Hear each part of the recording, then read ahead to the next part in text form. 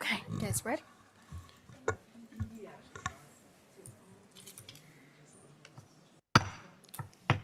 Okay. Hello and good evening. Welcome everyone. We have a full house here at our school board meeting. It's so great to see you all on this lovely-ish spring day. Looking forward to the weather warming up hopefully next week. But thank you again so much for joining our school board meeting, for those of you in the audience and also for folks who are listening online. So I officially call this public meeting of the North Clackamas School District Board of Directors to order on Thursday, April 10th at 6:34 p.m.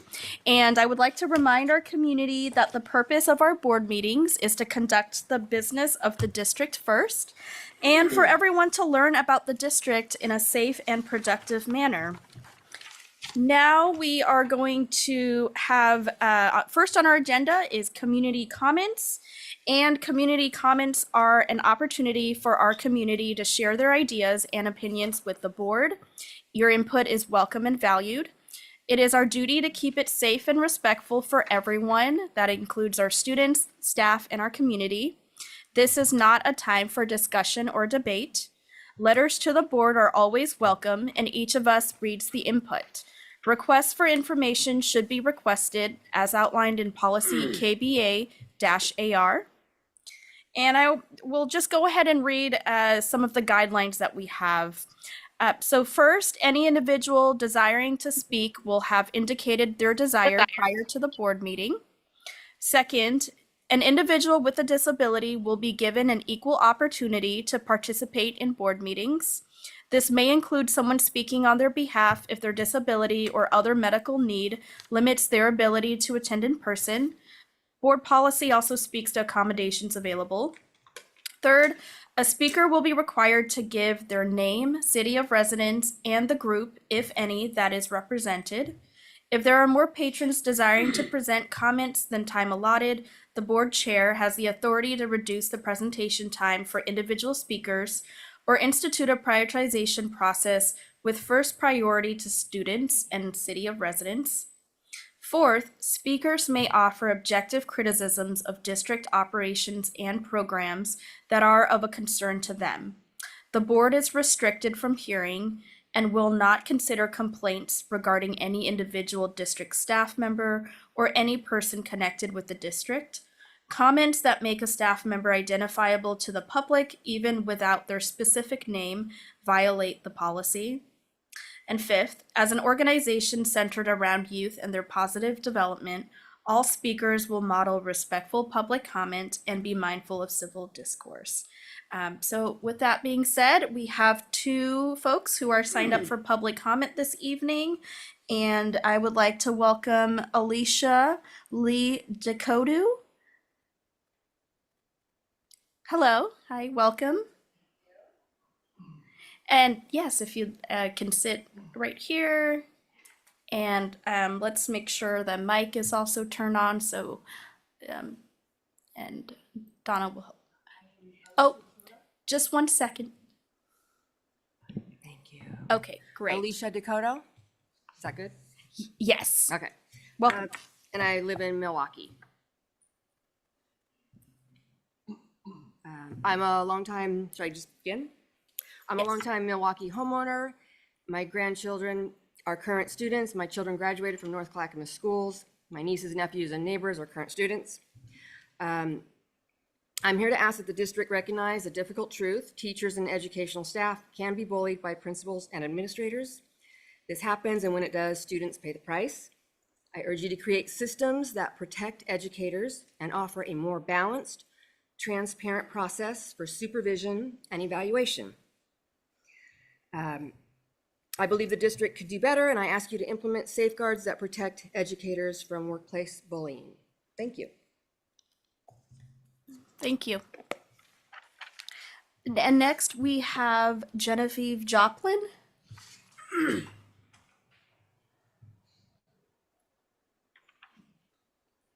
Hello, welcome. Hello. Can you hear me okay? All right. Good evening, North Clackamas School Board members and school district staff, and happy Earth Month. My name is Genevieve Joplin. I live in unincorporated Clackamas County, the Oak Grove neighborhood. I have 2 students in the district who attended View Acres Elementary, and I happened to run into my former principal, Mike Potter, there, so that was lovely. But they now attend Rex Putnam High School. I am also a steering committee member of the North Clackamas Eco School Network, a local nonprofit organization helping to train parents, grandparents, teachers, and staff on bringing sustainability-related passion projects to their schools. Last year, I sat before you with words of appreciation of the many components of sustainability across the district, from reducing lunchroom waste to growing vegetables in on-site school gardens, to reducing fossil fuels by increasing schools' buildings' energy efficiency. Though I volunteered in my kids' elementary school classrooms and was active in the PTA, where I first learned about the Eco School Network, my kids are now in high school, and my hopes and dreams have been elevated to making bigger impact.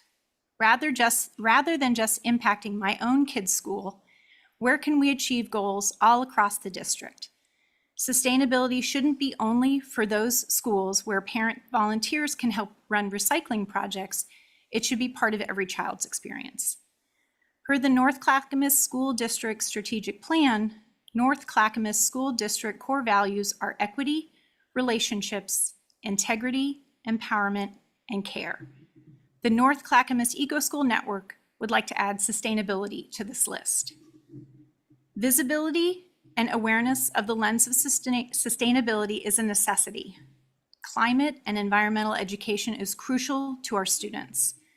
Let's prepare hopeful, capable humans who can stand on our shoulders and launch with all the skills they deserve.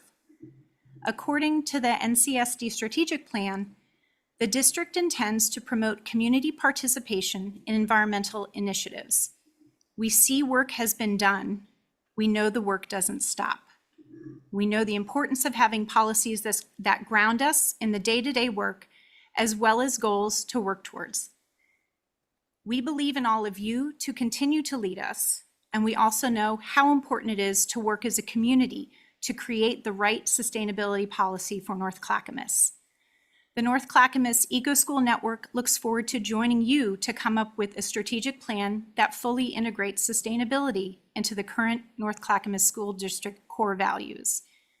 Though we celebrate it one day in April, every day is Earth Day. Let's work together to make sustainability visible for every student in the Clackamas School District. Thank you. Thank you again. And now we will begin with our next agenda item, which is our native land acknowledgement. So I would like to have Vice Chair Benaloga, who will lead the acknowledgement this evening. We acknowledge the land on which we sit and which we call the North Clackamas School District rests on the traditional and indigenous lands and village sites of the native peoples of the Kalapuya, Chinook, Malala, and the Clackamas. We take this opportunity to offer gratitude for the ability to learn, work, and be a community on this land. And we offer thanks to the original caretakers of this region. We recognize the historic policies of colonization, genocide, relocation, and assimilation that affected Indigenous and Native families, both past and present, and that will affect those in the future. And we honor the resilience and revitalization of our Indigenous and Native communities. We pay our respects to the elders, both past and present, who have been the stewards of this land throughout the generations. Thank you so much, Vice Chair Benaloga. And now we will do the flag salute. If you can rise, and Director McVeigh will lead the Pledge of Allegiance.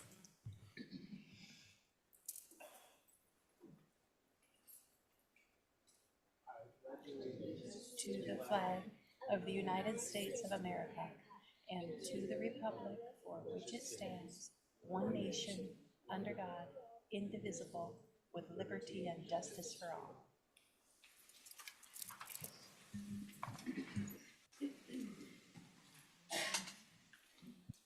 Thank you. And now we will move on for approval of our minutes. And board, in in your packet, you will find the minutes of the March 13th, 2025 meeting of the North Clackamas School District Board of Directors. Is there a motion to approve the minutes? Chair, I move to approve the minutes for March 13th, 2025. Benaloga second. Thank you. It's been properly moved by Director Bauer and seconded by Director Benaloga. Is there a discussion? Okay, seeing none, I call for a vote on the motion. And I do want to acknowledge there are board members who are also joining us remotely as well. So if you hear noises that are coming from the ceiling, those are our board members who are joining remotely. So I call for a vote on the motion. All those in favor, please say aye. Aye. Aye. Aye. Okay, all those who oppose, please say no. And I think I heard one person remotely, so there's 4 or 5. Okay, so the motion passes with a vote of 1, 2, 3, 5. Okay. Thank you, board. Moving on, we are going to find the minutes of the March 18th, 2025 meeting of the North Clackamas School District Board of Directors. Is there a motion to approve the minutes?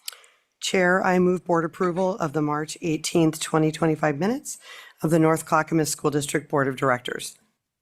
Thank you. Bauer, second. Thank you. The motion's been properly moved by Director Benaloga and seconded by Director Bauer. Is there a discussion? Okay, seeing none, I call for a vote on the motion. All those in favor, please say aye. Aye. Aye. All those that oppose, please say no. Okay, the motion passes with a vote of 5-0. Thank you, board. Continuing to move on, we have our consent agenda. So in the board packet, you will find the consent agenda for this evening's meeting. The items on the consent agenda are employment changes, 2025-2026 interdistrict transfers, a new course proposal, and a travel request for the Sabin-Schellenberg Professional Technical Center, DECA. Is there a motion to approve the consent agenda? And please read all of the items included. Director Bauer? Chair, I would like to move approval of the consent agenda, which includes employment changes, 2025-26 interdistrict transfers, new course proposal, and travel requests from Sabin-Schellenberg Professional Technical Center, DECA. Thank you. Is there a second? Benaloga second. Thank you. It's been properly moved by Director Bauer and seconded by Director Benaloga. Is there any discussion? Okay, seeing none, I call for a vote on the motion. All those in favor, please say aye. Aye. Aye. Aye. Okay, I think, okay, thank you. And all those that oppose, please say no. Great, I think I heard everyone now. So the motion passes with a vote of 7-0. Thank you. Thank you, board. That was our general business that we've just completed. So thank you so much again. And now we are going to move forward with a very exciting feature. This is our North Clackamas Education Association, otherwise known as NCEA Featured Educator. And so I would like to welcome our representative, Michelle Arco, who will be giving a few words about our guest tonight.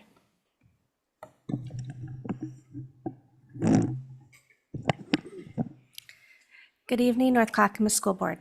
I'm here to introduce our NCEA featured educator, Scouters Mountain 5th grade teacher, Monica Elkall. Here's what her nominator had to say about her. Monica is one of the most hardworking, dedicated educators I have ever met. She is someone that does whatever she can for her students and advocates for them to whoever she needs to. She makes her lessons interesting and interactive, and her students love being in her class. The relationships that she builds with all students is phenomenal, whether they are in her class or not. She has a steady stream of former students that will come back and visit her when they can because of the relationship that she has built with them. She pours her heart into what she does and makes sure she is giving each student exactly what they need. She goes above and beyond every single day, and her students are lucky to have her.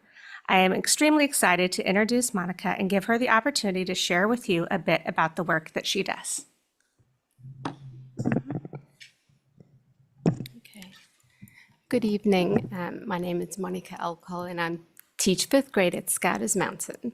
And I would like to thank you for this opportunity and the NCA for this recognition. It means so, so much to me. I'd also like to acknowledge and honor my amazing colleagues that nominated me and that I get to work with every single day. When I received the email that I was NCEA's Featured Educator of the Month, I was just blown away and overwhelmed with gratitude that I appreciated it. And since beginning at North Clackamas in September 2017, I've had the opportunity to work with the most incredible educators and administrators. Teaching is a passion and a work that comes straight from our hearts every single day. And when we give so very much from our hearts on a daily basis, we need our buckets filled too. And it's our administrators and colleagues around us that continue to motivate, uphold, and encourage us to keep going.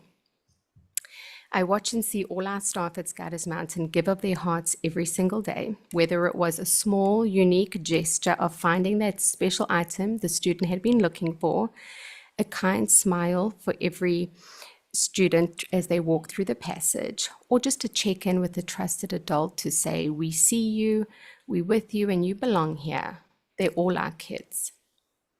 Talking about the students, they are the driving force for what we do every single day. And I love my students so, so very much, past and present. And I am so grateful for each and every one of them that get to walk into my classroom. They all carry a special place in my heart. And each educator, amidst all the grading we do, new curriculums we learn, attending meetings, PDs, and lesson planning, we still take our time, and I see it around me every day, to ensure that our students feel believed in and seen every single day for who they are. We applaud their accomplishments, we notice their hobbies, we highlight their unique points and make sure that they shine in their own light. We walk alongside each student to guide them with instruction and care to meet their learning goals. I am honored to be part of such a community and to learn from those around me. My goal is to make sure each student leaves my room feeling seen, accepted, and believed in. And it's an honor to work with families and partner in their students' education and with all my colleagues around me. And thank you so much. Thank you. Thank you so much, Monica, for being here and for just sharing in your own words just how much education fuels you. You could just tell just so much passion that you have for not only education, but only for your students. And I love what you said about making sure that students feel seen. It's so important. And so thank you so much for your dedication and your commitment to education and our students in our district. And wanted to see if any other board members wanted to share anything. I'll be Director quick. Bauer? Yeah, agree with everything our chair said. And you said heart more than once, and you could even feel that, your passion for kids. And I love that you said seen, accepted, and believed. So that's great. Thank you for caring and just being a great teacher. I get to visit there quite often, and I feel that in the school, in so many of our schools. But thank you for what you do to make that relationship with students. Thank you. Thank you. This is always a highlight of our board meeting. One of the many highlights is to listen to just so much of our talented and esteemed educators in our district. So thank you for being here this evening, and we hope you have a great night. Thank you so much. Thank Yeah. you. So another awesome thing that we do as a district in our school board meetings is we have school presentations from our different elementary, middle, and high schools. So this evening I have the pleasure of welcoming Mount Scott Elementary to our school board meeting. And I would like to welcome our Director of Elementary Programs, Patricia Erhens, who will introduce our guests from Mount Scott. And there's a full house here, so. I have no. Yeah, Tammy and, okay, we need one. Oh, I'll get one. Here we are. Thank you.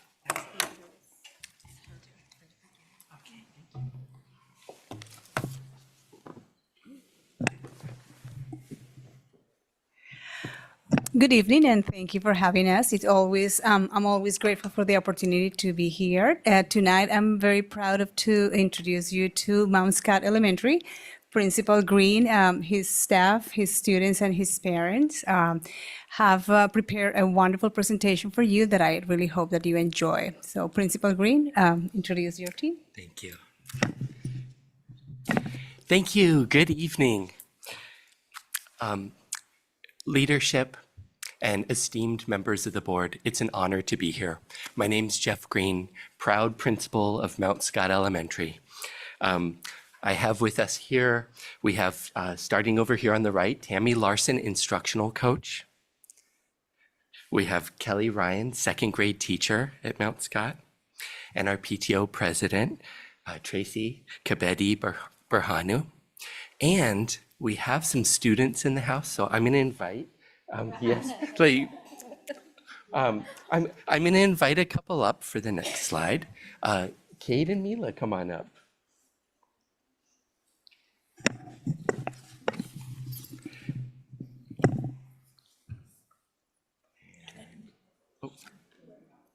Welcome. We promise we're not scary. Also, great t-shirts. Thank you. Hello, I'm Kate Baker. I am a third grader at Mount Scott Elementary. Vision. At Mount Scott Elementary, we are an inclusive, caring, and supportive community working together to empower all students to reach their full potential now and in the future. Hello, my name is Mila Kabegi Berhanu, and this is our mission. At Mount Scott, we empower each other to grow together as we create an inclusive, caring, and supportive community. We are committed to providing opportunity for everyone in our community to live a happy, positive, and fulfilling life. Great words. Thank you. I'm very proud of them. We are proud of them. I want to express sincere gratitude to be here today to share about Mount Scott, a place we all hold very dear. I'm immensely proud to serve in a community that prioritizes student wellness, academic excellence, strong partnerships with our community and our families, and the joy of learning. We consistently anchor what we do in our district's core values. And I love that we already heard them. I'll read them again. Equity, relationships, care, integrity, and empowerment. That drives everything we do. So I'd like you to take a moment to look at our school improvement plan's goals.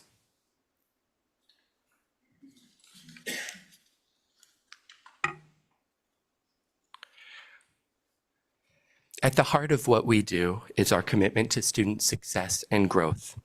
Our first goal is simply improving literacy in our second grade students.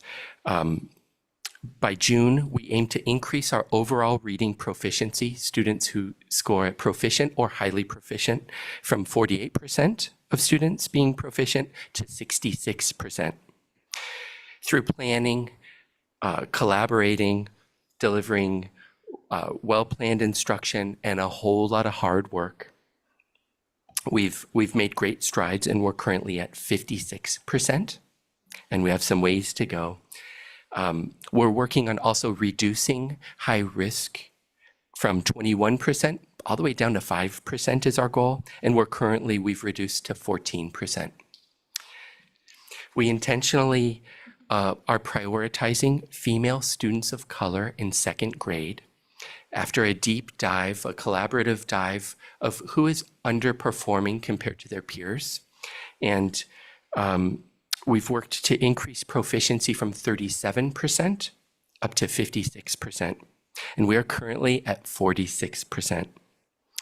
We also aim to cut the high risk from 44% of our students in that demographic to 25%, and we're currently at 31%.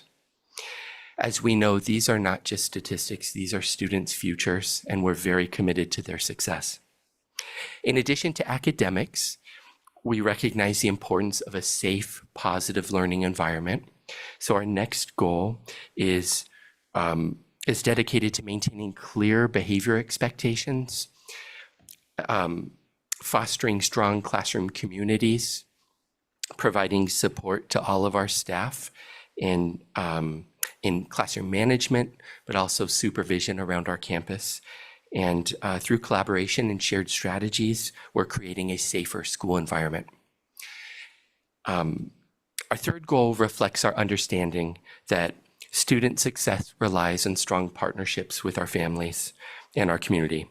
We're actively working to increase positive family engagement as measured by Youth Truth's engagement and equity responses. I'm thrilled to share that we surpassed our goal of improving these responses by 15% and have gone from 31st percentile in our district all the way up to 72nd percentile.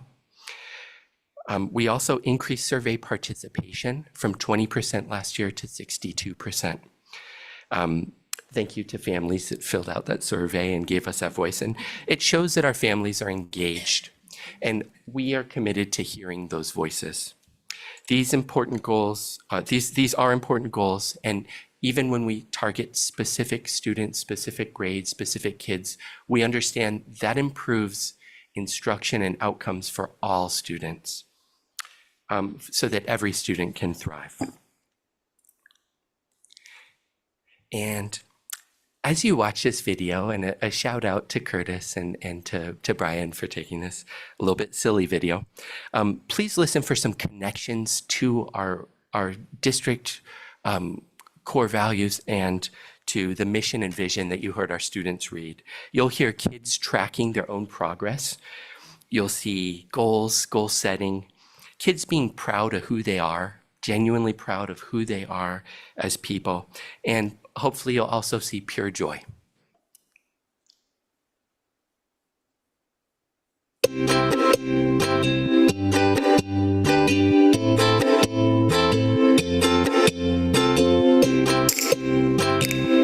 Hey, welcome to Mount Scott. Come here. Here at Mount Scott, we strive to welcome every family and student with open arms. A warm greeting makes a significant impact on a student's well-being and engagement.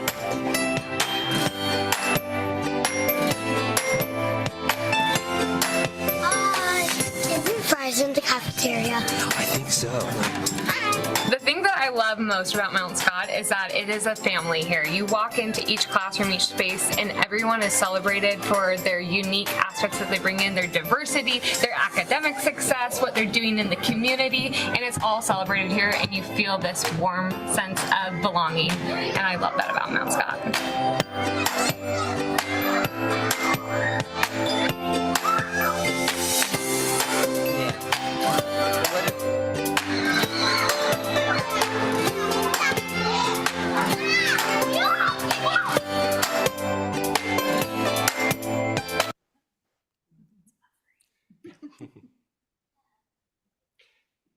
This video goes on for 20 more minutes.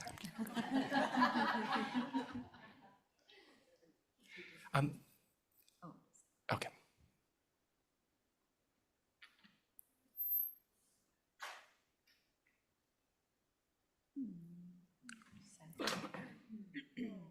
Well, if we can't get it, we can share it another time. I think let's try to get maybe one more time. And okay. Everyone is celebrated for their unique. So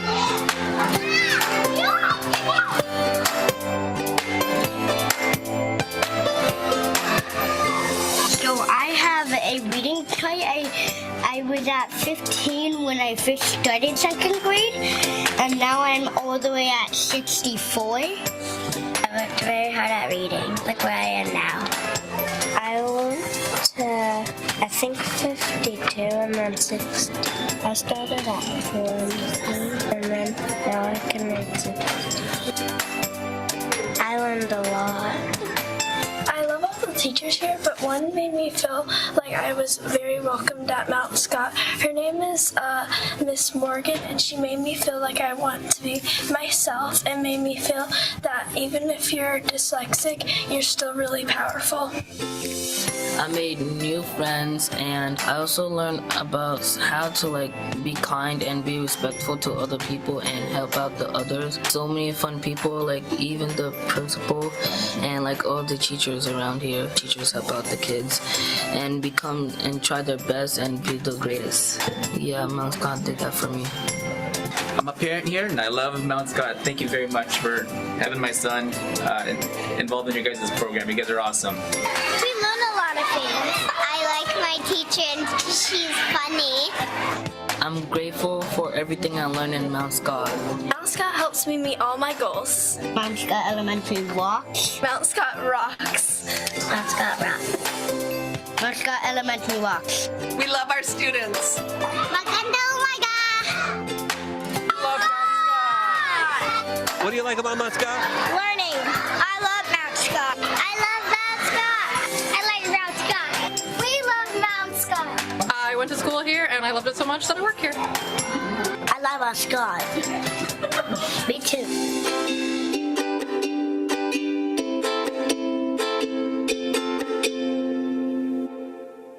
I think you'll be up. Let's see here.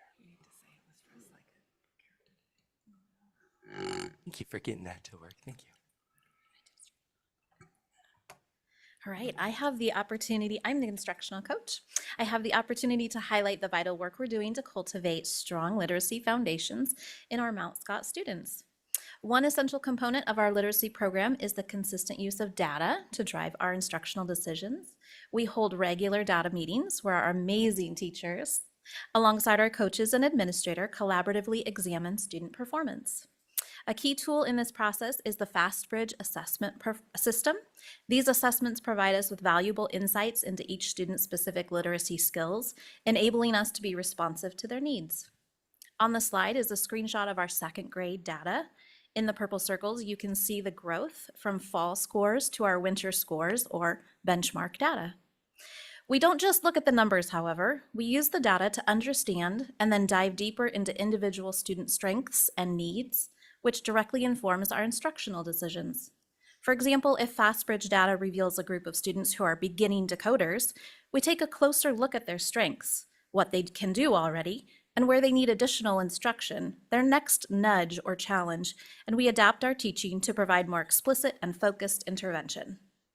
This often takes the form of small group instruction, which allows for focused practice on specific skills, explicit teaching of foundational skills like phonics and fluency, differentiated activities to engage students and nurture different learning styles, more individualized attention from the teacher, and fostering a love of reading through exposure to diverse texts. We are so fortunate to be a focal school within the North Clackamas School District Early Literacy Success School District Grant. This grant's purpose is to expand learning outcomes for students. The funding provides research-aligned and culturally relevant materials, increased professional development for teachers and paraeducators, embedded coaching for kindergarten, first grade, and second grade with our district's early literacy coaches, Jamie, Carrie, and Nadia, additional paraeducators for our first and second grade classrooms, and opportunities for family engagement. Through all of this, we are empowering our youngest learners to build the essential literacy skills they need to succeed, not just in their academic careers, but as lifelong learners and engaged citizens. I also want to share the exciting work happening in math. Mount Scott's focus is on building a deep understanding of mathematical concepts for all. One essential component is continuous growth for our educators.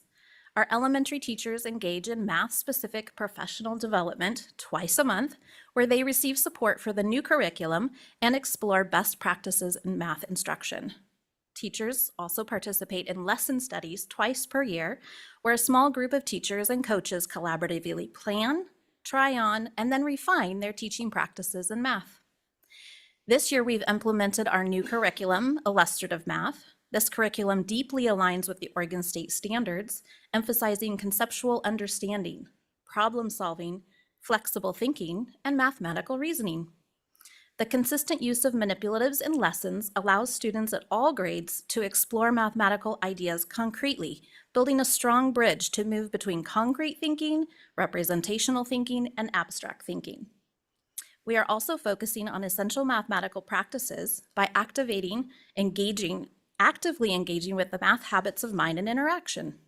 Peer discussions are integral to each lesson, allowing students to explain their math strategies, justify why the math works, and generalize it to other math concepts. With these tools, we are building a generation of confident and capable mathematical thinkers at Mount Scott. Go back one. Did I miss one? Yeah. Oops, I guess it's not in order. Okay, that's fine, it's not in order. You know what? Let me. There we go. There it is. Yeah. Apologies. In writing, our teachers have been deeply influenced by professional development through the work of Matt Glover. Our teachers gained skills in conferring with students, providing individualized feedback and guidance that empowers students. The result has been transformative for both students and teachers. Writing time has become a beloved part of the school day, a space for creativity, exploration, and deep engagement. Students are experiencing the joy and power of their own voices, and we've moved from reluctance to a point where students can't wait to write. Science and social studies at Mount Scott are equally engaging, particularly in supporting our English language learners. We utilize a push-in model for English language development, where our dedicated English language teachers, Jenny and Jessica, collaborate closely with classroom teachers. They co-plan and co-teach lessons, ensuring that language support is integrated into the social studies and science curriculum. This collaborative approach not only enhances language acquisition, but also ensures that all students can fully access and engage with these topics.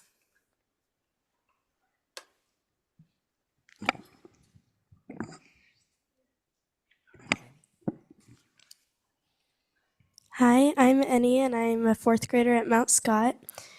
In writing, we do things like list articles and persuasive letters.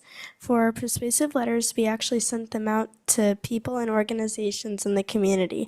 I wrote to the Mexican restaurant Casa Calima. For me, writing is challenging, but in a fun way.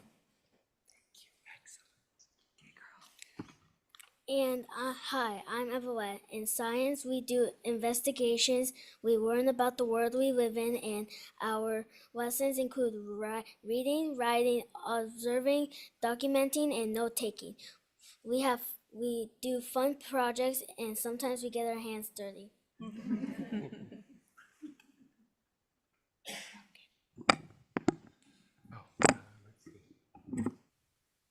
There it is. I'm Kelly. I teach second grade. And I want to talk about something that is at the heart of everything we do at Mount Scott.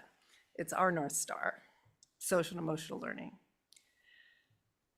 We've all seen the impact that strong social and emotional skills have on our students. It's more than just being nice. It's about giving them the tools they need to navigate their world, both inside and outside the classroom. We believe, and we've seen, that when students can regulate their emotions, build healthy relationships, and solve problems effectively, they thrive academically. At Mount Scott, social emotional learning isn't just a buzzword. It's woven into the fabric of our daily routines. Thanks to the dedication of our staff and the guidance of our district's social emotional learning coach, Marie Claire, we've implemented Caring School Communities as our core curriculum. Every morning and every afternoon, our students participate in a community circle, learning valuable lessons in self-management, self-awareness, social awareness, relationship building, and goal setting. These skills show up throughout the day. Students are engaging in accountable talk, celebrating successes and mistakes, playing and creating together, and problem solving in meaningful ways. But we don't stop there. We're committed to data-driven approach, using Tier 1 behavior data to identify students' needs, allows us to tailor our interventions accordingly.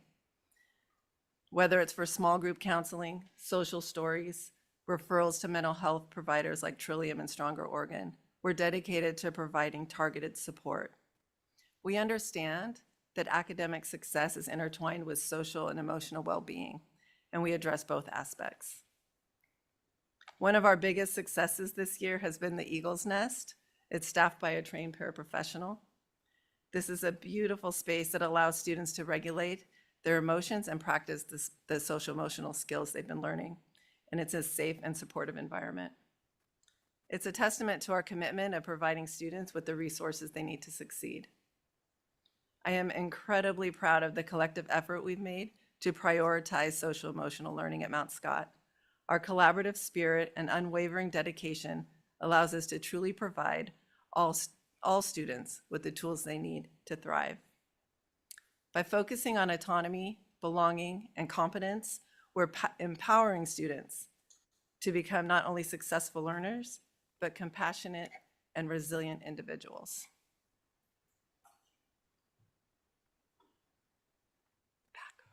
There it is.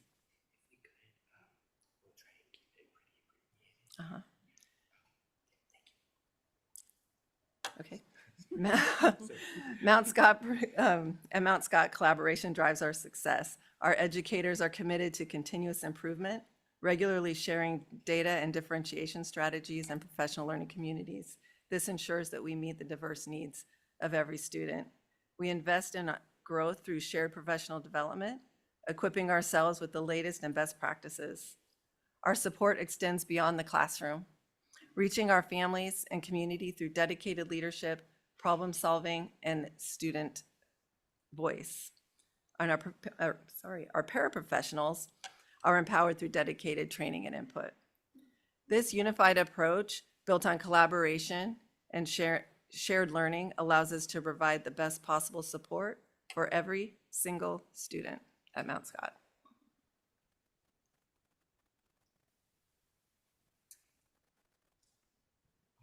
I want to share that. There we are. I want to share that we partner with Site Council. This year, we've particularly taken on attendance, student attendance, and it's a nuanced issue that we've dove into, looked at data, and really thought through meaningful ways to support kids. We've improved communication home and done some strategies. I think one teacher gave an alarm clock to a kid, and it made a difference. All right.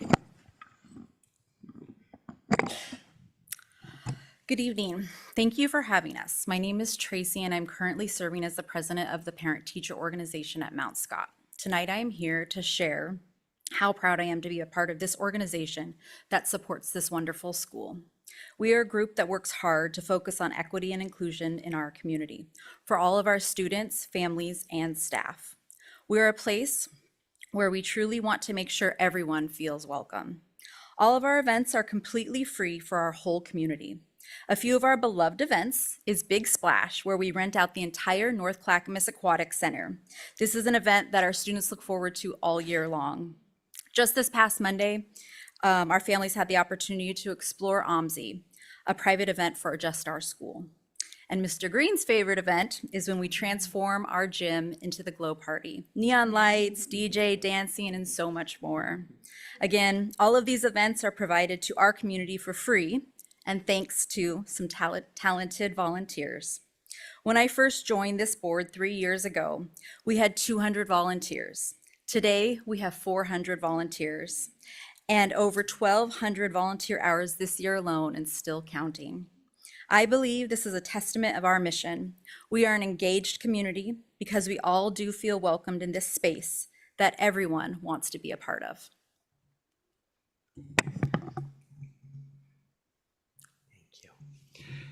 Once again, I'd like to share our gratitude for the opportunity to share about Mount Scott. It's near and dear to us, and thank you for your leadership.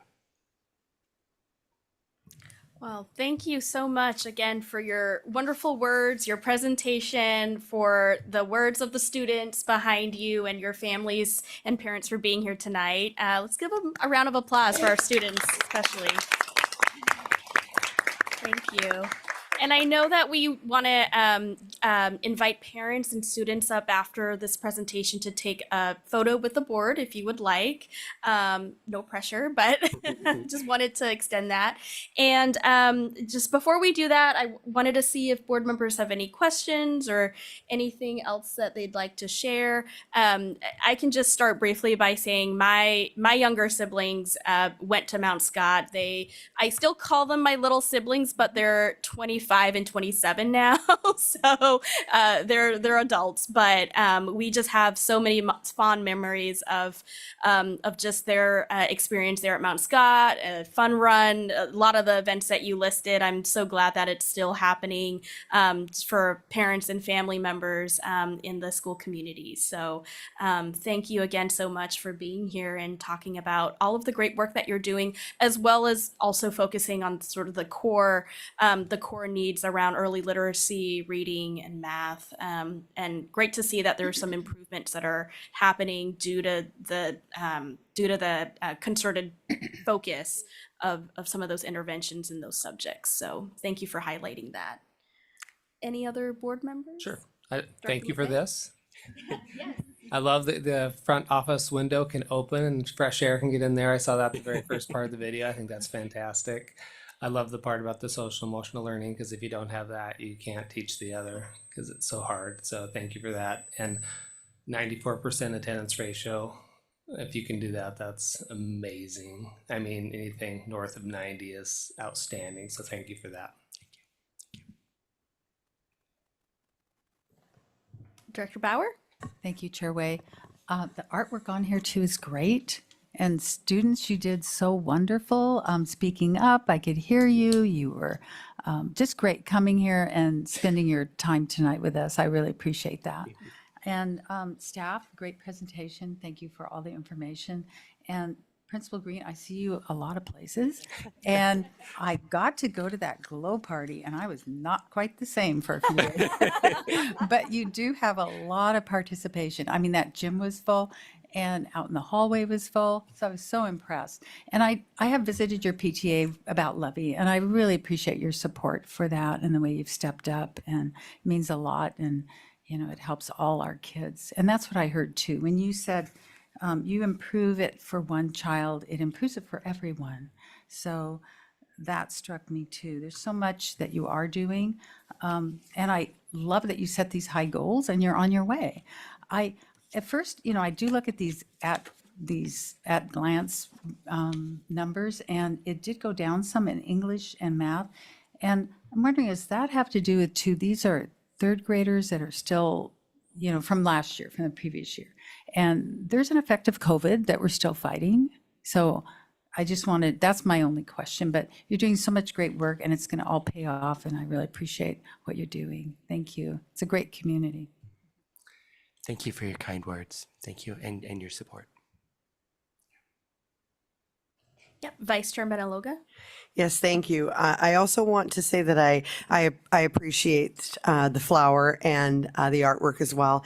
And I think you may have found the secret to school presentations. The students presenting is riveting. You could hear a pin drop when they were speaking. So I think we found the secret sauce to doing school presentations. Yes, thank you so much. And we understand, and I'm so glad that you mentioned that attendance is multifaceted, and there's lots of things that we need to do to get our kids in the classroom. And thank you so much for making that a priority and for working on that this year. I look forward to seeing your data from this year to see how much it improved from last year, and I appreciate all that effort. Thank you, board members. And any board members on the phone like to comment? Okay. Not seeing any. So thank you again so much for being here and spending your evening with us. And yeah, and let's invite the kids if they would like to come up, and parents. I don't know.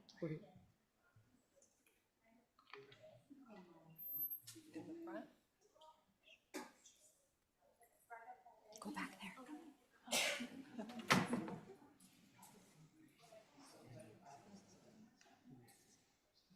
Nice job. Thanks, baby.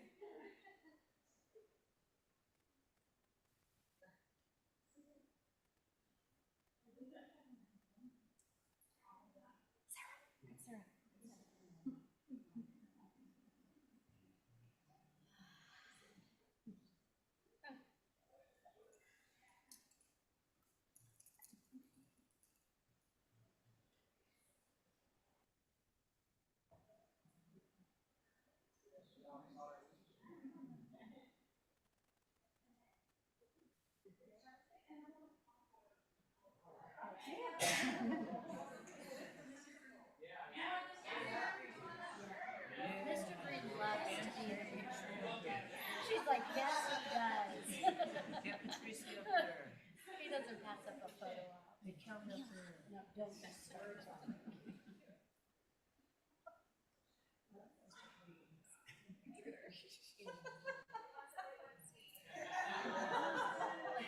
Not a week goes by. He doesn't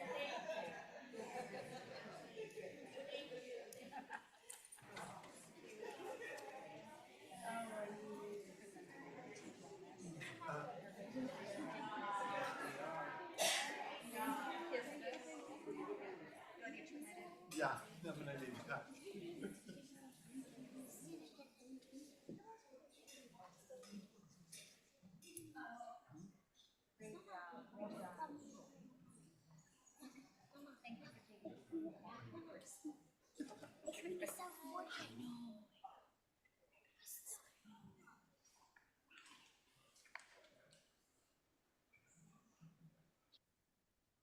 Well, thank you again, community, and for those in the audience for allowing us some time to take a group picture. We, before COVID, I've heard that we've used to have more students come and co-present with our schools, and so it's just such a treat to see students in our boardroom and to just really give them the voice and an opportunity to also share and talk about their experience. So thank you for Mount Scott again for coming and presenting. And now we have several proclamations that are on our agenda for this evening. So first we have the Asian and Pacific Islander American Heritage Month proclamation, and Director Kemp will begin reading the proclamation. Yeah, whereas Asian and Pacific Islander Americans have lived and worked in Oregon for more than 200 years, contributing to the state's rich history, economy, and culture, and keep whistling. Whereas Asian and Pacific Islanders, can you guys hear that echo? Americans have helped advance our community's prosperity through their contributions to all fields of education, business, the arts, economic development, science, and technology, and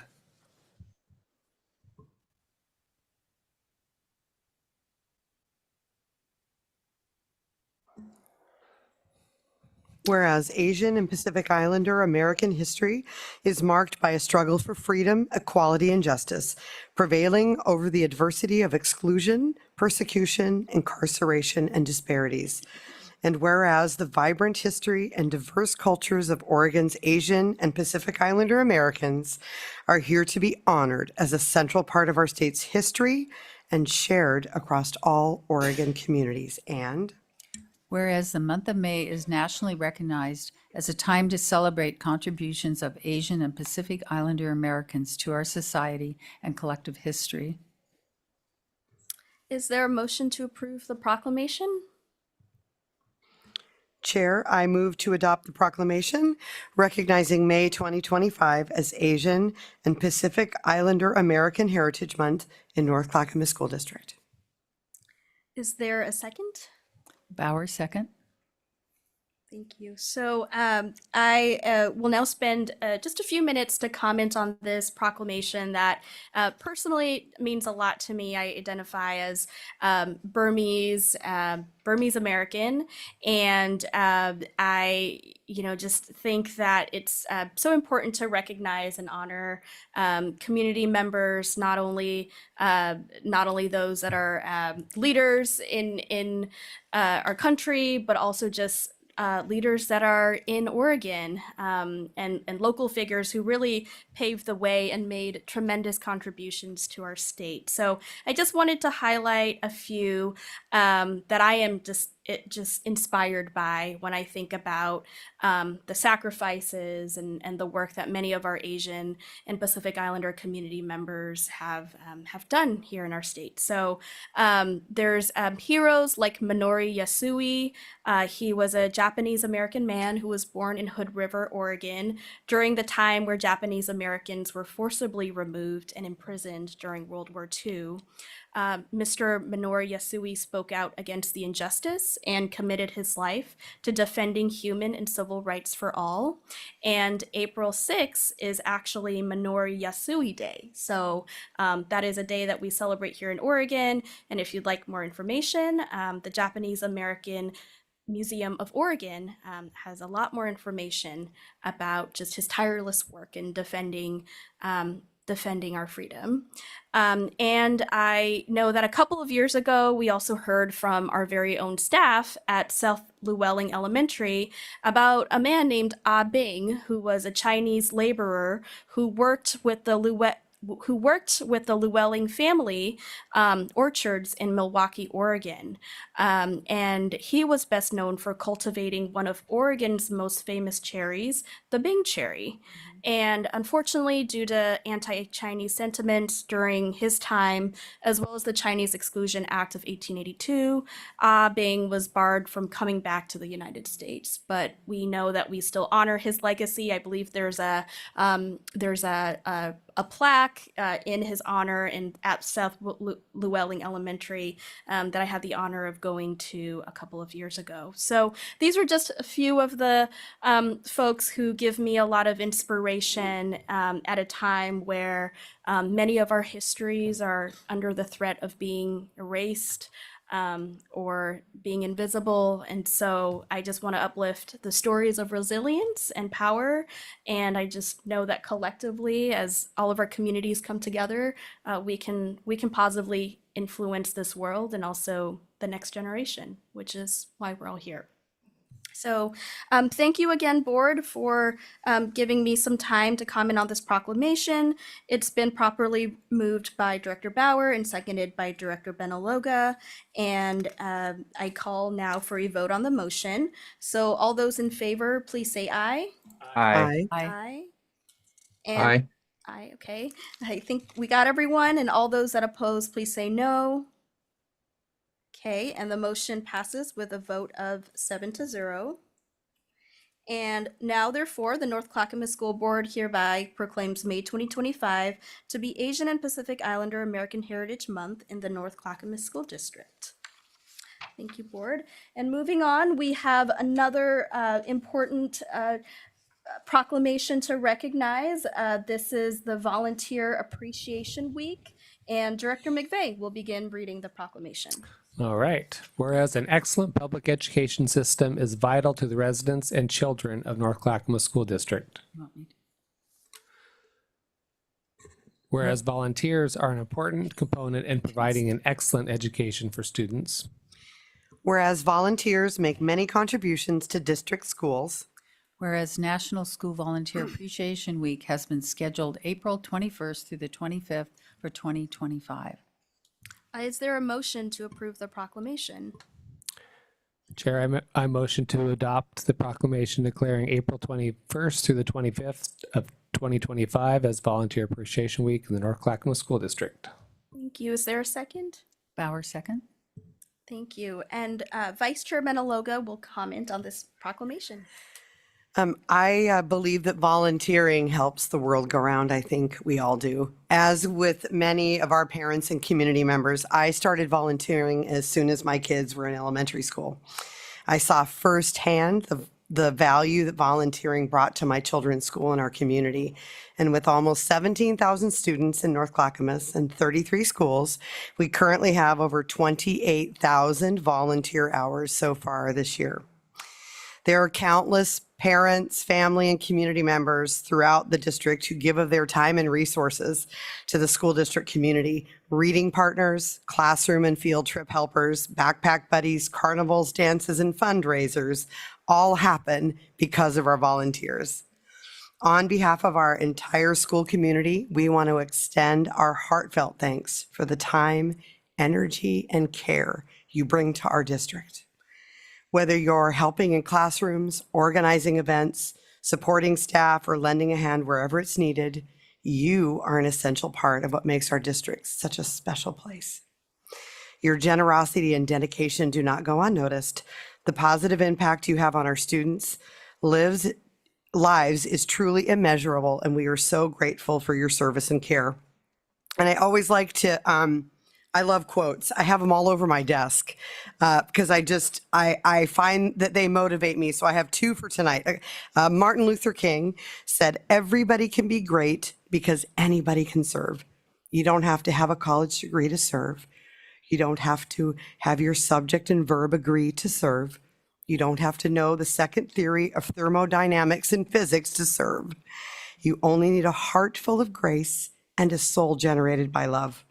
And I thought that was lovely. And of course, my favorite is Mr. Rogers and Dr. Seuss. And Dr. Seuss does say, unless someone like you cares a whole awful lot, nothing is going to get better. It's not. So thank you all for the countless hours, the time and attention and care that even as we saw tonight, we had parents and students volunteering at our school board meeting.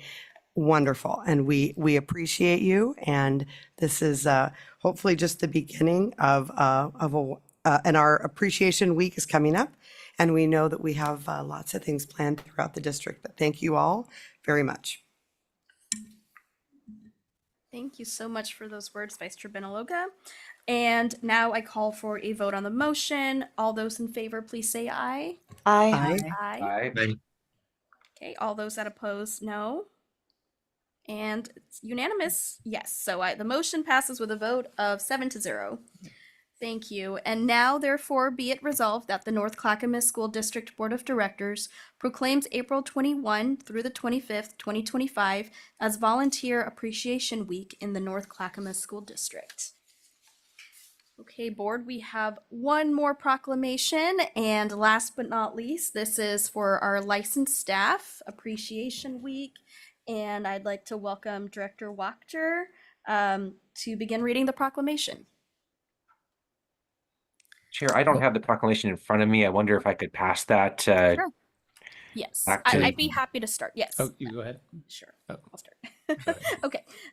Licensed staff, including teachers, counselors, and social workers, nurses, psychologists, instructional coaches, media specialists, therapists, speech pathologists, and other specialists are vital to the education of students and who continually strive to promote high expectations, cultural understanding, to prepare graduates who are inspired and empowered to strengthen the quality of life in our local and global communities. And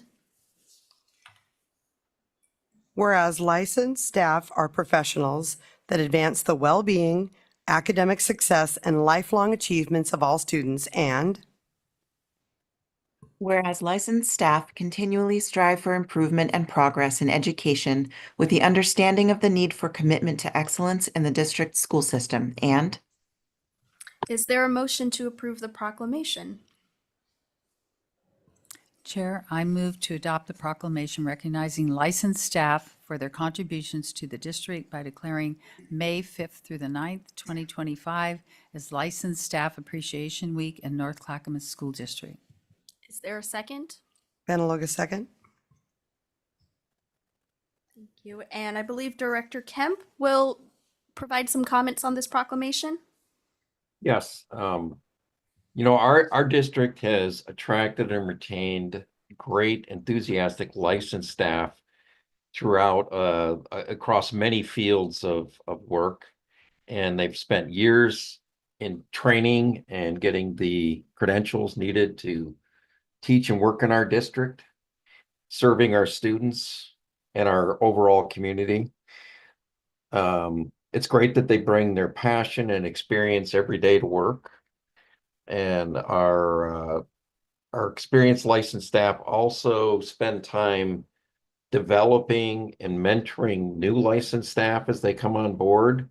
That takes a lot of work, and I think the longevity of the staff we have in the district speaks well of our district. And I just want to say thank you on behalf of the North Clackamas School Board for all the licensed staff we have within our district. Well said, Director Kemp. Thank you. So the motion has been properly moved by Director Bauer and seconded by Director Benaloga, and I now call for a vote on the motion. All those in favor, please say aye. Aye. Aye. All those that oppose, no. And the motion passes also unanimously with a vote of 7-0. And now therefore be it resolved that the North Clackamas School District Board of Directors proclaims May 5th through the 9th, 2025 as Licensed Staff Appreciation Week in the North Clackamas School District. Right, we made it through our proclamations. Thank you, board. And now we are going to move to our next agenda item, which is agenda item 6, supporting teen wellness update. This is a report, and I welcome our Assistant Superintendent of Education, Yvonne Dibley, who will introduce our guests. What's that? I do not. I do not. Thank you. Causing trouble as usual. Good evening, directors. Thank you so much. As you may remember, a year ago, we brought forward a request to purchase foam pouches in an attempt for us to address the surging need and in supporting teen wellness. As a result of that, you had asked for us to return to you with an interim report that would have data about the successes, the obstacles, and specifically data that reflected some of the concerns that the community had when we started this endeavor. I am here this evening with this very talented yet rambunctious team. The doctors, Callan, Richardson, and Cohen, who will bring forward celebrations, learnings, and next steps. I swear I don't have my phone, Dr. Richardson.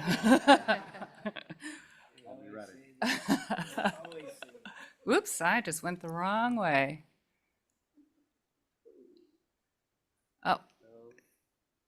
See, that's what happens when we animate the slides. It's important for us to start with our grounding and why we wanted to do this, why this was important. And in our strategic plan, we look at one of the strategic points, in particular, student experience and success. And our goal is to prepare each student through engagement, effective instruction, empowerment, and skill development in order to succeed in life and career. So that is really the why behind this.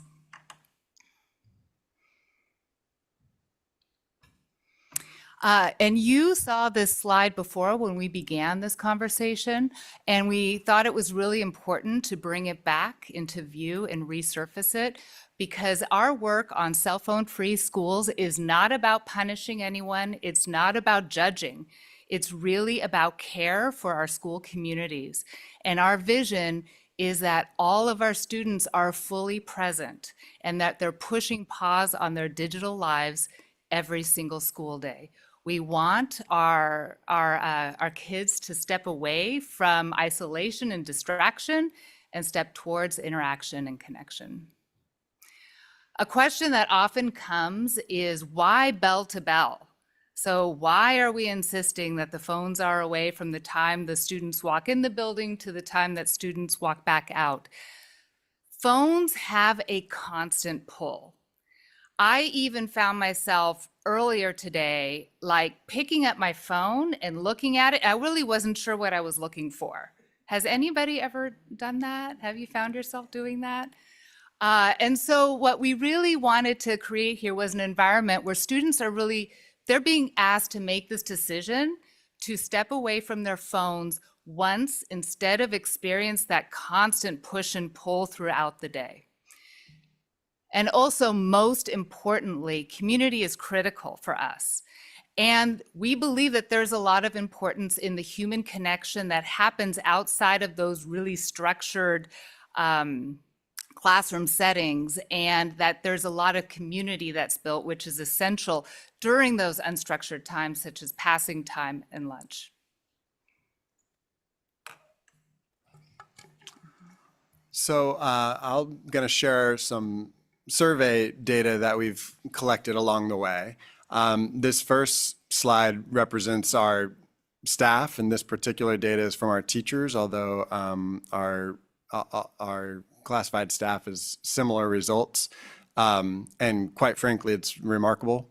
I don't recall a survey in which we've had such strong reactions across the board from the folks that are working closest with our students. So you can see it and read it for yourself. 98% seeing a positive impact, 99% seeing it as an effective approach to reducing class phone use, 95% are seeing more student engagement, 88% see it as it's easier to communicate their expectations to students, which is an interesting one, and 94% are seeing a noticeable difference in distractions. So again, it's overwhelming that the adults that are working with students are seeing a result in their classroom spaces. So the question becomes, is it working? The adults say it is, but what about the students? And so our student survey, last year, they were very honest with us, and nearly 100% of them said, yeah, we use our phones in school. They weren't pulling back. This year, those same students are saying 14% of them say, yeah, we're using it in school. And then when you get down to the classroom, again, last year, 89% said, yeah, I'm using it in classroom. And this year, under 3% are saying that they're using it in the classroom. So I think we all know that it's effective in terms of the goal of taking phones out of classroom spaces in schools. Before I get to the next three, I just want to comment on student survey results. It is really difficult to move student survey results. And one of the indicators that you've probably seen reports on for many years is the youth truth data. And when you look at youth truth data in which positive results come in increments of 2, 3, 5, 10% is very exciting news. So I just want to put that in perspective as I share some of this data with you. 31% of our students are reporting that they have increased social interactions between classmates. 25% are saying that they have increased ability to focus and learn. And 49% of students report that there's more time for teachers and students to teach and learn. And again, thinking about what would those same students have said last year, many students, when their phones in use, would have said it was fine, right? And so when you see these types of results, it's an indicator that something is shifting and changing for students. Is it down or up? Down. All right. Hi. My role in this is I'm going to be a little bit of the myth buster, because as you, I'm sure, remember, there were some powerful myths that were brought forth when this idea first kind of showed up. And the first one is that when students aren't allowed to bring their phones, they're not going to come to school. That was told to us at every single community meeting we went to. They are not going to come to school anymore. You'll see. Well, that didn't seem to happen. And I'm going to show you two different ones, but this first one is, these are the same students year to year to year, right? So it's like a cohort that's moving from 21 through 24. So a freshman, ninth grader in 21, 22 would be a senior in that same thing, right? And what you can see is that the numbers have remained pretty consistent, which you'd say, okay, that's great. Except what we know is that in our district and statewide and nationally, the older you are, the less likely you are to have strong attendance. That's just a reality, and that there's a whole bunch of reasons for that. But we're actually holding steady with this cohort of students, which is remarkable in that it hasn't dropped off in the way it was predicted or the way that it does nationally.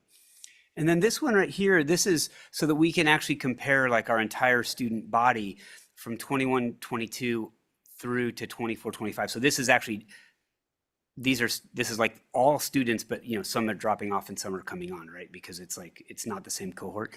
But again, the great fear that when North Clackamas becomes phone-free spaces in secondary, that everyone would leave and go to a different district or stop coming to school. That just did not happen. In fact, our attendance is stronger than it was last year. So, and then one of the other myths that we're constantly dealing with is this one that like everyone's going to quit our district and go somewhere else or go online or whatever. And we have no evidence to suggest that happened. And our enrollment is up, and not very many districts are saying that. We won't blame the phones on that, but we could. But that would feel like gloating, so I'm not going to do that. You can if you want. And then this is my favorite data because survey results are interesting, but kids tell us a lot by what they actually do. And so here we have our change in behavioral incidents from last year to this year, year to date, so same amount of time.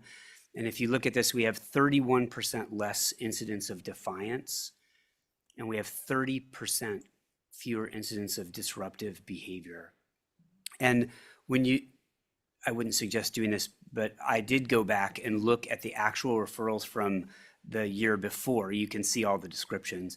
And in doing like a term search for phone, cell phone, mobile phone, any of that, it's an overwhelming number of defiance and disruptive conduct are related very specifically to phones. So I'm not surprised these numbers are down, but it's awesome to see. Harassment is down. We know a lot of that was happening at home on phone things, and then it was coming back into school and getting a continuation. So we're just not seeing that nearly as much. Fighting is down, not down as much, but to be honest, what's harder now for students is to coordinate meeting up to fight. So like, when people get upset with each other in the moment, they still don't always behave appropriately, but we're just not seeing like groups of students that are like, meet me at the whatever, whenever, right? That's just not happening anymore.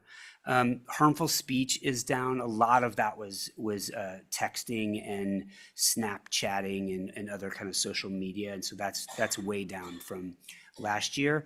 And overall, for these categories, it's a total of 25% reduction. So we're down a quarter, which is, I can't think of anything that we've ever done that would have this kind of impact on our discipline data. So then the question becomes, what next? We are really hopeful and we're really pleased with how this has been going so far this year. Just sort of anecdotally, in all the schools that I'm in, I don't notice any phones anymore. I don't see them. And before, it wouldn't matter what classroom you go into, you'd see at least a third of the students would have a phone out. So that, just anecdotally, is really great news. But we know that as we continue forward, we cannot just implement and say we're going to do this thing and then walk away from it, because that's not how learning works. That's not how human behavior works. So we are planning on ensuring that as we move into this next school year, that we bring back this sort of recommitment and a campaign about, this is why we're doing this. This is why it matters. And figure out what the best practices are between each of the buildings. And so this really becomes normalized. within all of our schools and just is how we do business. And then, of course, continue to collect and analyze data to help us to solve any problems that are arising or make different decisions or ensure that this is really getting us the impact that we're looking for. All right. And questions and discussion. Oh, I stole his last slide.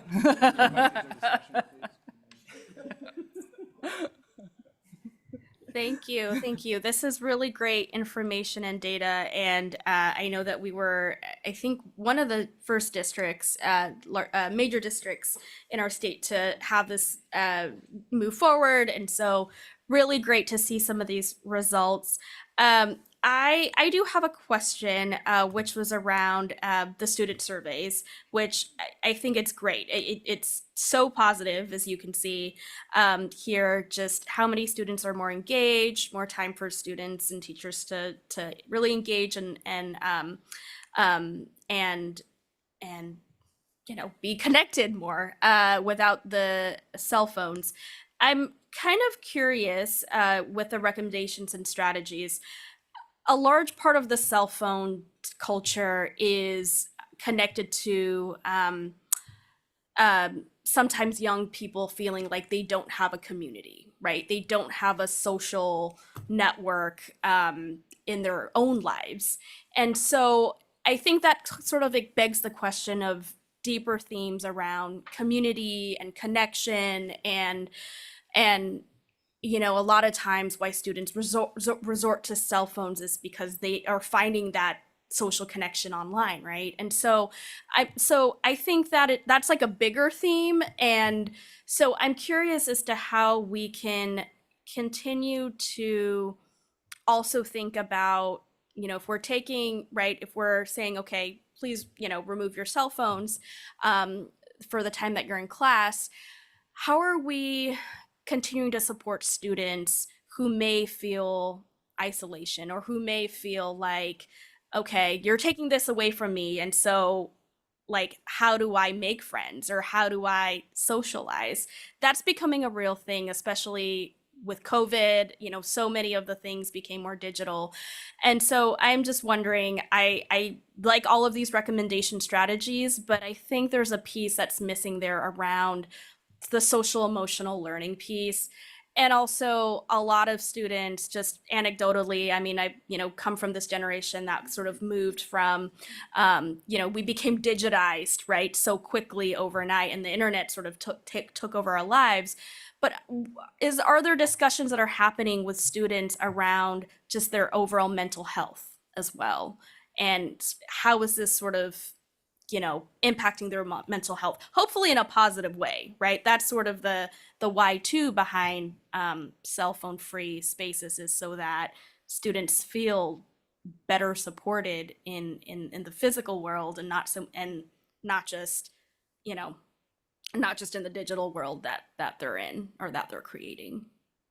Yeah, I'd say two things about that. The first is the amount of intentional activities and strategies that schools are implementing to increase social interaction, both in the classroom and out of the classroom, is really evident, from a variety of games and cards that you can now check out or see kids playing in lunches, to really intentional accountable talk strategies that teachers are implementing to help students just navigate interacting with one another. I often will say that the more structured we are in those settings, the more authentic students can be with one another. It's this interesting paradox or irony. So that's happening. The second thing we're going to pay close attention to, and the results have just started coming in, are our Youth Truth Survey results. And when I hear you talk, I hear you really are encompassing this idea of belonging. I've looked at briefly 2 schools' data around belonging. And so I've only looked at 2, and just initial response is positive, right? So I'm not ready to declare anything more here at this meeting because those results are just coming in. But I absolutely agree. We want to be looking into that, and our Youth Truth data will help us get to the bottom of that. Thank you. Yeah, I mean, I think sorry, Pedro, go ahead. If you wanted to. Oh, I was just going to add that it is essential that there's really intentional community building in each and every one of our classrooms. I have often heard in the past, students report that they don't know even everybody's name in the classroom. They're that isolated.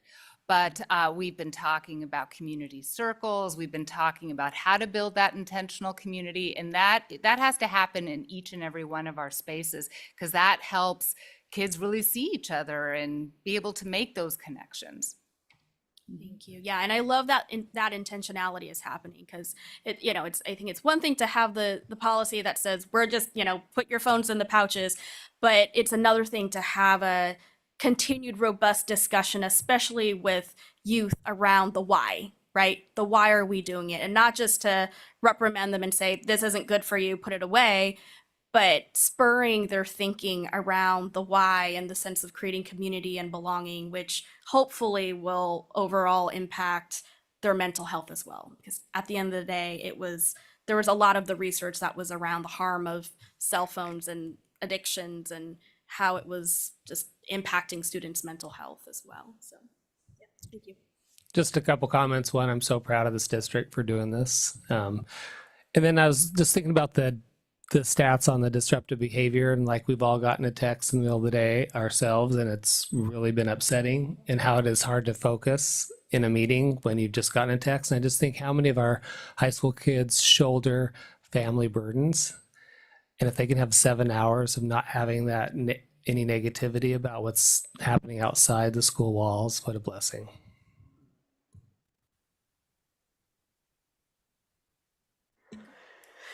Thank you. And thank you for saying it again. I just feel this in my bones. Like, we are asking them to make the decision once. We're asking you to make the decision once to put your phone away. And I just think that is so powerful that we just need to remind our community that when you, and I believe it was you, Dr. Dibley, that had mentioned that way back when we were talking about the pouches, that we're asking them to make the decision once a day to put their phone away instead of the 17 times that it's going to buzz during class, right? Yeah, each class. So thank you for that. And I will say too that I spend some time with our students, and they start out by saying, "Oh, I don't like those pouches." Then, and I'm just listening, and then they start saying, "But I'm talking to everybody at lunch, but I'm actually communicating, but I actually know my partners that I do these group projects with now because we actually talk to one another and we're talking to each other out of class." So by the end of the conversation, they're all saying, yeah. I mean, I am talking to more people and I feel more social. So I think that is, I think that's wonderful. And my only question would be, how has the staff felt about just modeling behavior around the phones? How has that gone as well? I will be 100% honest. I was nervous about this part of it. And our staff were fully on board. They fully recognized, like, of course we need to model this appropriately. Of course we need to. And so it didn't take much to, in fact, we had to, there was multiple buildings full of staff members that said, could we have these too? We might as well model this. And I loved that. And we didn't purchase them for them because it's just more money. But I just, that tells you where many of their hearts were at, is if we're going to do this, let's do this right. So from my perspective, our staff has really stepped up and been great stewards of this rule and policy. I love to hear that. And I will say, kind of echoing Director McVeigh's comment, that it's kind of nice to have a reason to turn it off and not check it, because I'm sure we are all guilty of picking it up and not remember. The old, I used to walk into the room and not know why I went there. Now I pick up my phone and I don't know what I was going to do with it, right? I was just going to also add that, at least I spend a lot of time in middle schools, and middle schoolers have a beautiful sense of justice, perhaps an overblown sense of justice, but it's there for sure. And there have been times when I have been in a middle school and I will be using my phone like a phone, right? Like actually talking to another human being on their side.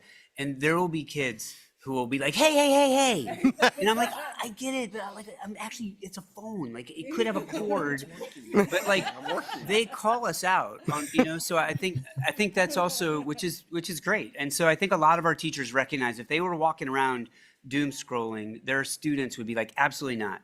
That's not okay here. So that part I think is working too. Well, and I love to hear that. And I think that really speaks well to our staff, to the messaging around these pouches, and just and to what a great impact the cell phone has had on education in the last 10 to 15 years. And our teachers have been on the front lines and they've seen it every day. I mean, I think all of us as parents raising kids in the digital age have also had to deal with it, but teachers are dealing with it times 100, and many kids, many personalities. And we're trying to, they're trying to help them learn. So I really appreciate, everyone's dedication to phone use and to pouches. I do very much. And I appreciate the information. Thank you, Chairway. Yeah, that was a great report, and you should be proud. You brought that information. You gave us so much that it was, to me, we had to do it, and we did, and you did it, and I love the data.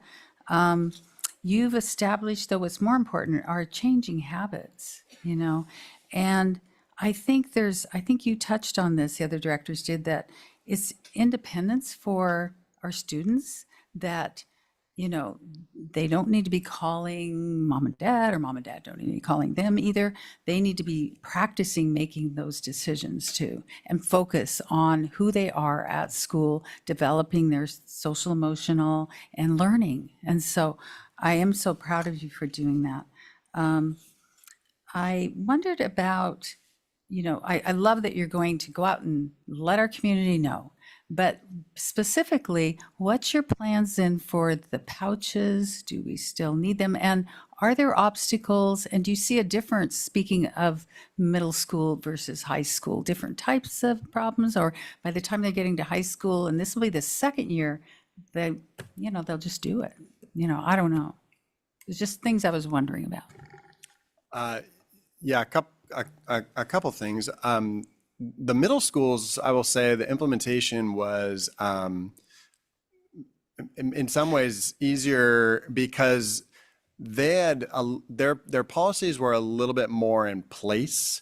So it wasn't a shift it was a shift in the culture of the schools, because kids were still, as we spoke about many times, kids were still utilizing their phones despite the policy. But this new rule, this new idea wasn't new. And so it was slightly easier to sell.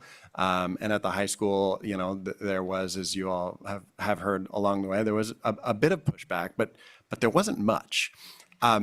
What's become, I would say it's become a normal part of our culture in just less than a year, which is exciting, but it is very easy to slip back. And so that's why we want to continue to engage and lead with the why around why we're doing it.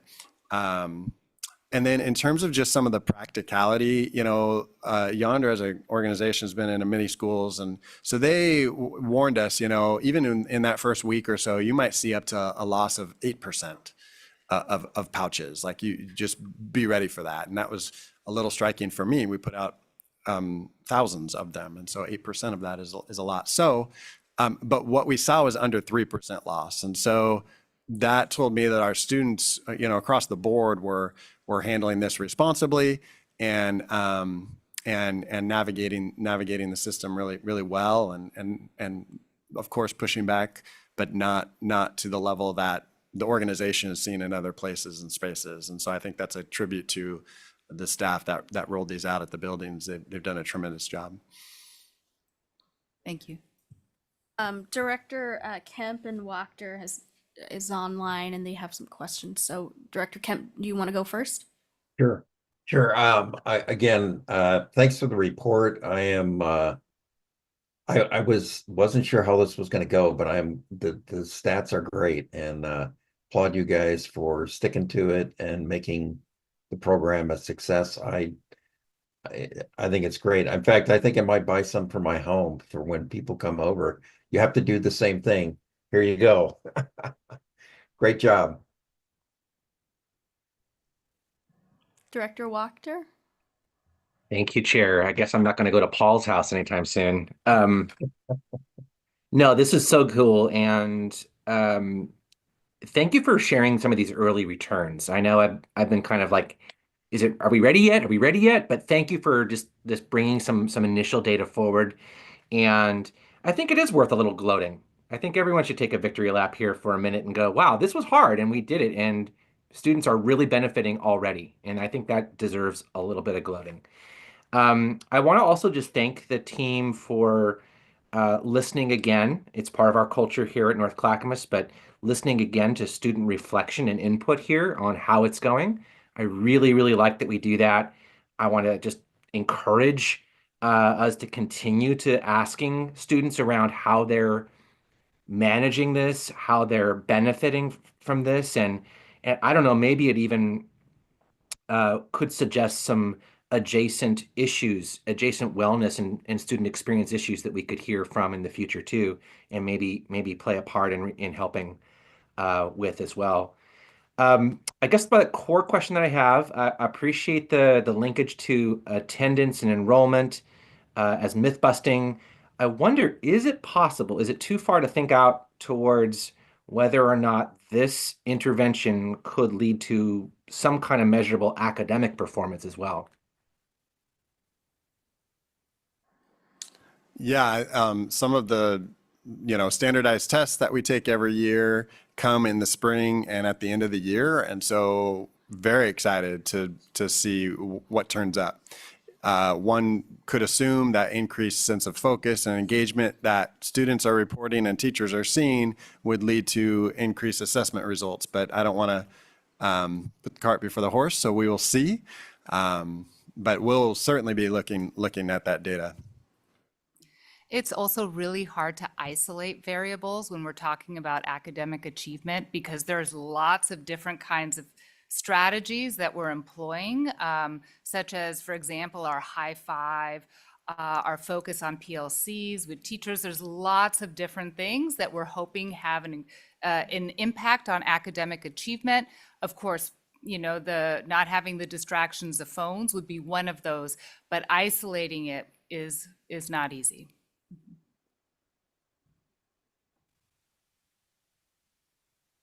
Thank you. Thank you so much. I don't think there's any more questions or comments, but thank you again so much for coming and providing this really great data and this report. And we hope that you come back again, maybe next year, and bring a couple of students with you so that they can talk about their experience. Right, we'd be happy to. And thank you all for the support, because without you, we wouldn't have been able to do this. So thank you. Thank you. So, board, we are going to move to our next item, which is the superintendent evaluation. And so this is our annual process where we look at the superintendent's evaluation. We as a board have one job, which is to supervise and also really support our superintendent, Shay James. And so I am going to read a statement on behalf of the board now that our evaluation work has been completed, to Director James. And after I read our statement, I will open it up to other board members. You don't have to, but if you would like to also make a comment, that will be your opportunity. And I just, again, want to just on behalf of our entire board, want to extend so much gratitude and appreciation and thanks to Dr. James just for her continued persistence and her leadership, especially during these uncertain times. And so I hope that you will take this evaluation as a way of really being just so pivotal in our district and instrumental in so many ways. So on behalf of our board, Dr. James' leadership continues to inspire confidence in the district's direction, values, and strategic priorities. We are so grateful for her steady hand, her tireless commitment, and ability to lead with both her heart and her strategy. And we look forward to our continued partnership as we build on our progress together. So thank you again, Dr. James. And we'll leave it up if other board members would like to comment. Director Bauer? Thank you, Chair Way. Dr. Shea James, I just want to thank you so much for your brave leadership and always continuing to get out in front of the problems whenever possible. Now, I realize you can't always do that, but you do a great job just recently, even this week. There are a lot of difficult things going on, and you are always there. And I'm so grateful that you stepped up for this challenge, and you continue to be with us. You're doing just such a great job. Congratulations in so many areas, that the budgeting, the stewardship, your successful bargaining, clear and calm approach to solving problems is so much appreciated. Wichita Center is an example of where you and staff stepped up and led, and we did a great job on that. There's so many other things I know, and I know you don't like me to go on and on about things like that, but thank you so much. I had some other things, but your heart for students is at, and supportive staff is at the center of that. So thank you so much. Yep, Vice Chair Benaloga. Leadership is often measured not just by decisions made in the boardroom, but by the ripple effect those decisions create in classrooms, hallways, and our homes. Under Dr. James' leadership, we've not only seen growth, but a deepened sense of unity and purpose across our district. Whether navigating the ever-changing challenges of the current state of education, championing academic growth, or ensuring that every student has a voice, Dr. James leads with integrity, compassion, and vision. You don't just set high expectations, you inspire us all to rise and meet them. So today we say thank you. Thank you for your dedication, your tireless work, and your unwavering belief in what North Clackamas can be. So well said. Thank you so much, colleagues. Are there others on the phone joining virtually who would like to share anything? I also just want to recognize Director Wachter, who was part of our superintendent evaluation team, for also helping with the summary and being part of our small committee to take a look at this work. I would love to share a thought, if that's okay, Chair. Yes. So I really do like this process of being part of the superintendent evaluation mini committee because I get to be very personally involved in looking at all of the responses and the questions and the standards and then reflecting on them and trying to draft something that really pulls it all together. And there's a word that keeps coming to my mind tonight as I look at the statement and think through how much we appreciate Dr. James, and that's that she is a transformational leader. Absolutely transformational, and I just know that we need her leadership and her steady hand as we navigate post-pandemic and whatever storms lie ahead. I feel so good about having you, Dr. James, on our team and leading our district. So thank you tonight, and thank you for all that you do behind the scenes and in front of the scenes too. Thank you very much. And I don't know if Dr. James, you would like to say anything. You don't have to, but I would. I just would like to say I could not do my job without such a supportive board. And so thank you for all of your support and what you do. And I have probably the most amazing staff, not probably. They are in front of me, beside me, behind me.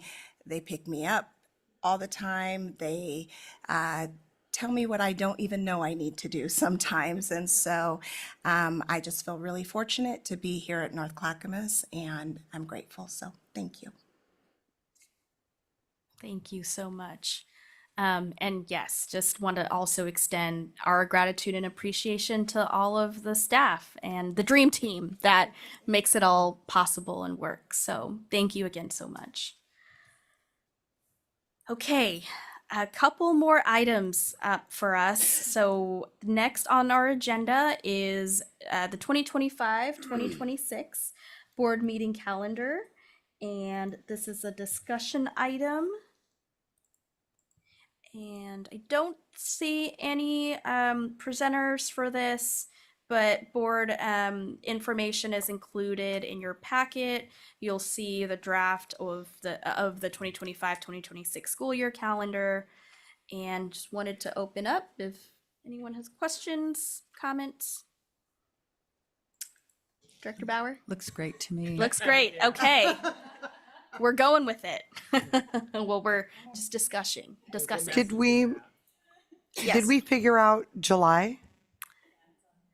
Great question. Which one is it? Is it the red one? Oh, okay, so that worked for most. Okay, excellent. Thank you. Oh, yes. Thank you for bringing that up.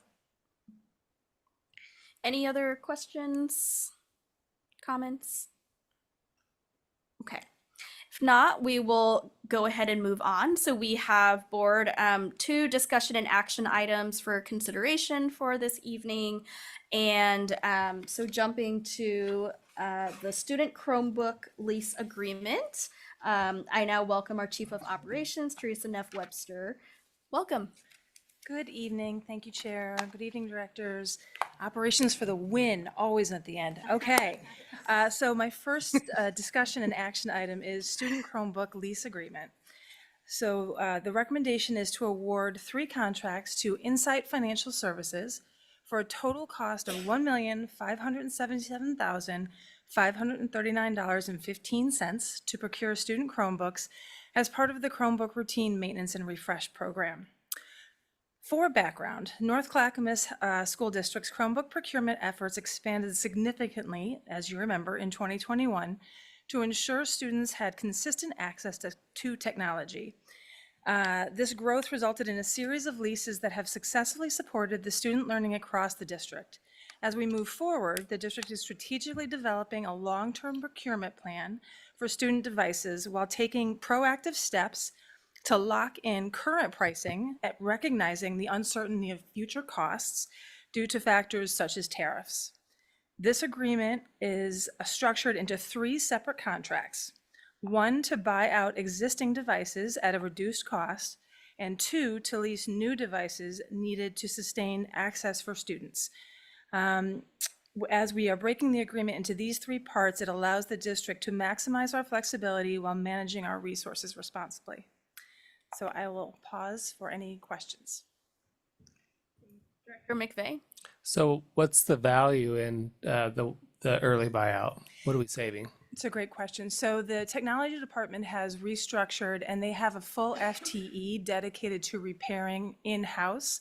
So previous to this school year, we outsourced all of our repairs. So we now have 1 full in-house person who does all of our repairs. The buyout allows us to keep some of those devices in circulation, and the ones that are no longer able to be used in circulation, we can actually use for repairing. We can take those parts for repair, which is also going to save us from a budgetary perspective in the repair line. So can't quantify all the costs. We just know it's a good deal. Yeah, and Okay. well, what we're going to be doing next year is actually quantifying the cost. Yeah, but this year we don't know how many parts and Correct. pieces we can use and salvage and all that. Mhm. So, okay, thank you. Sure. Other questions? Vice Chair Benaloga? I just had one quick question. How long does this sustain us with Chromebooks? So this particular contract is a part of a larger plan for sustaining it. So this is just one portion of it. And we currently have a 5-year plan that is including this. But I will just name, we are also proactively looking at how we can extend the life of all of our devices so that we don't have to keep going into larger lease financial costs. All right, thank you. Sure.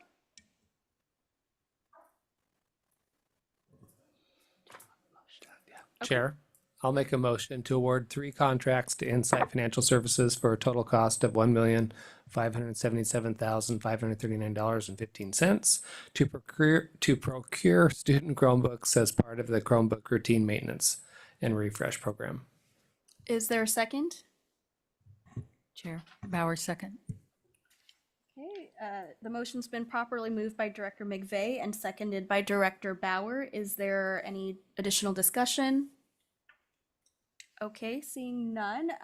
This motion does involve money, so I will call for a roll call on the motion. Please say yes or no or abstain. Director Bauer, Aye. Director Dobson, Yes. Director Kemp, Yes. Director McVeigh, Yes. Director Wachter, Yes. Director Benaloga, Yes. Director Way votes aye, and the motion passes with a vote of 7-0. Thank you, board. And for our final agenda item, we have the teacher Chromebook lease agreement, and I welcome again our Chief of Operations, Teresa Neff Webster. Thank you very much, Chair. So regarding the teacher Chromebook lease agreement, our recommendation is to award one contract to Insight Financial Services in the amount of $265,865.20 to lease 250 teacher Chromebooks as part of our annual Chromebook maintenance and refresh program. So this is an annual cost associated with the teacher Chromebook procurement process. Last year, we began transitioning our teachers to Chromebooks for our licensed staff, and this contract will allow us to continue with that transition. And I will pause for any questions. Mine's more informational. So do some teachers just opt to use a laptop of their own choosing and bring their own, or do they need to be on a school device? They need to use our devices, Okay. and we historically have had a combination of PCs and Apple products, and we transitioned to Chromebooks because there was a reduced cost, and importantly, Chromebook has increased its ability for our staff to use in an appropriate fashion, but all district staff need to use district devices for cybersecurity purposes. Sure. Okay. Thank you. Great question. Are other questions? No. Okay. Vice Chair Benaloga? Oh, sorry. Okay. Chair, I'll make a motion Okay. to award one contract to Insight Financial Services in the amount of $265,865.20 to lease 250 teacher Chromebooks as part of the annual Chromebook maintenance and refresh program. Wachter, second. Okay, great. It's been properly moved by Director McVeigh and seconded by Director Wachter. Is there any additional discussion? Okay, seeing none, I will again call for a roll call on the motion since money is involved. Director Bauer, Aye. Director Dobson, Yes. Director Kemp, Aye. Director McVeigh, Aye. Director Wachter, Aye. Director Benaloga, Aye. and Director Way votes yes, and the motion passes with a vote of 7-0. Great. Well, thank you, board. We ended our agenda with all of the items today, and also ending a little bit early. And so I just, again, want to thank and appreciate everyone for either joining us online or being here in person. And can't believe we are in April already. It's just going to be a few more months left, and then we close out this school year. So I hope you enjoy the rest of your evening. Stay dry outside, still a little bit rainy out there. And we will not be having another board meeting until, I believe, in May. And so I hope everyone has a great evening. And the time is now 8:27 p.m. And this public meeting of the North Clackamas School District Board of Directors is adjourned. Thank you.